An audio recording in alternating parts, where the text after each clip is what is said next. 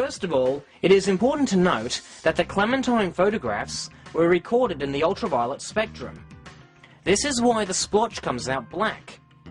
If these images were photographed in the visible light spectrum, the anomaly would have come out much brighter.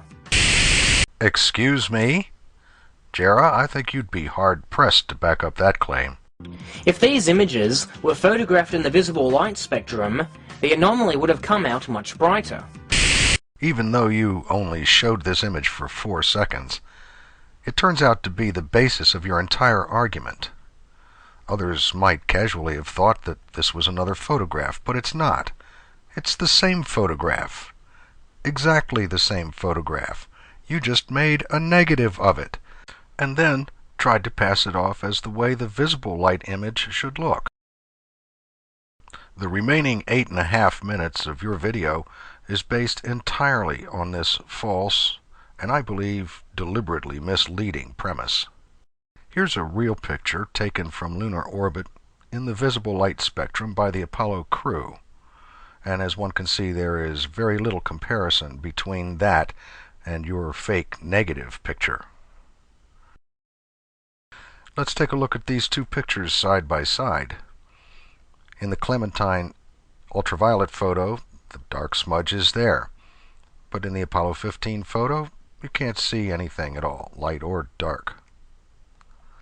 There are also great differences between these features and this particular feature, and especially in this portion of the photo. This pair of anomalies doesn't show up at all in the Apollo 15 photo.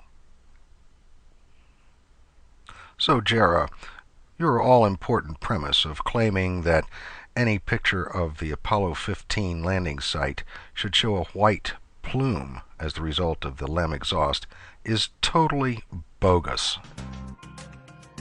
According to the Space.com article that this photo was printed in,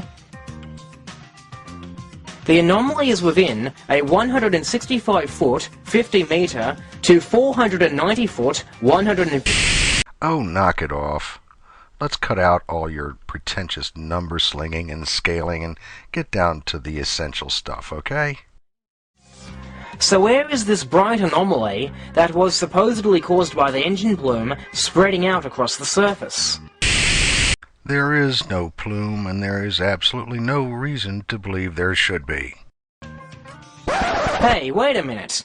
Didn't we establish earlier that the dark splotch seen in the Clementine photo corresponds exactly to the location of a bunch of impact craters that were already there before the Apollo 15 landing?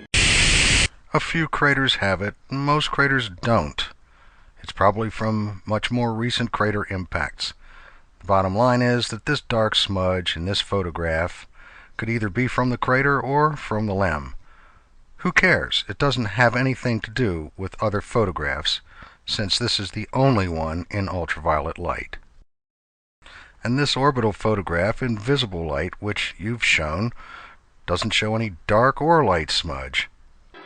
For further proof, we also decided to compare these new LRO photos with the photos released by JAXA, the Japanese space agency.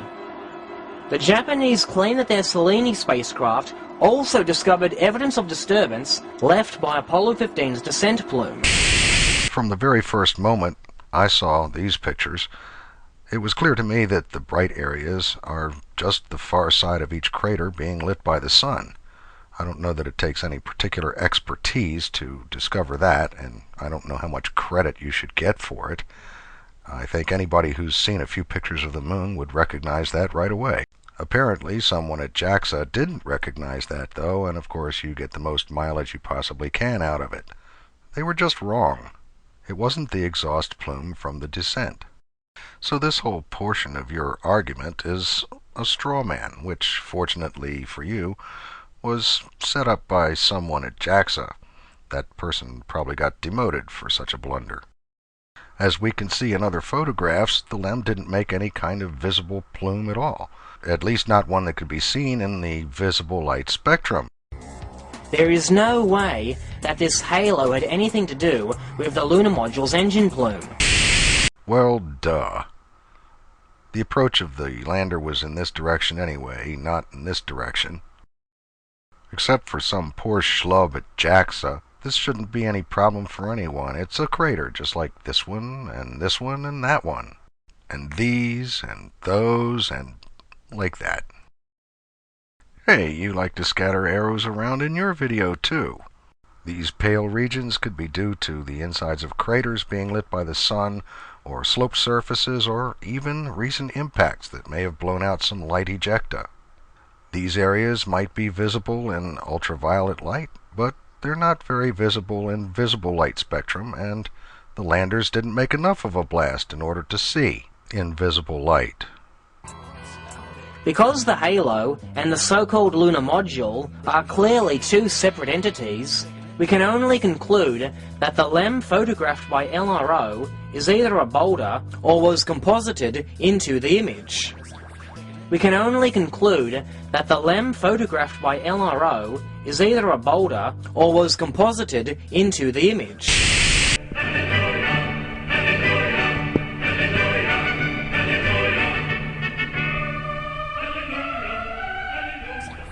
NASA might have had a better case if they photoshopped the LEM here. Well, yee! Here. Jarrah, I think this is about the dumbest thing I've ever heard you say, but then I haven't seen most of your videos. Let's suppose I make a video claiming that air travel is all a hoax, that planes are all fake, and I use this photograph as part of my evidence, saying that jets, if they really existed, should make condensation trails. And I spend 6 minutes engaging in spurious erudition and irrelevant arguments, proving that these can't possibly be condensation trails. So, we can only conclude that the plane photographed by TWA is either a bird or was composited into the image.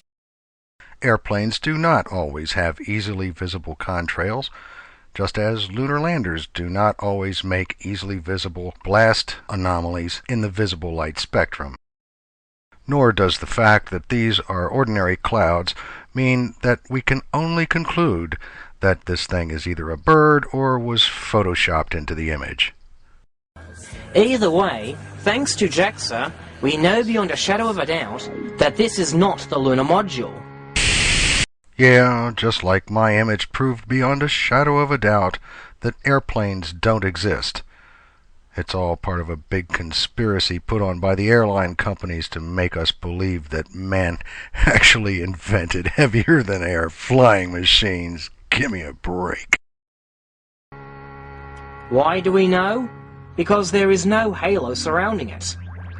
And all propagandists and scientists agree that the disturbance caused by the engine plume should be very noticeable. Bull. Name one. Name one who says we should be able to see a bright plume in the visible light spectrum. Even Bill Casing agreed along these lines. Even Bill Casing? And no, he didn't say anything about discoloration in the lunar regolith. His claim was far more stupid. He said we'd be able to see the cloud of dust that was raised by the lander. At least that's what you read from his book.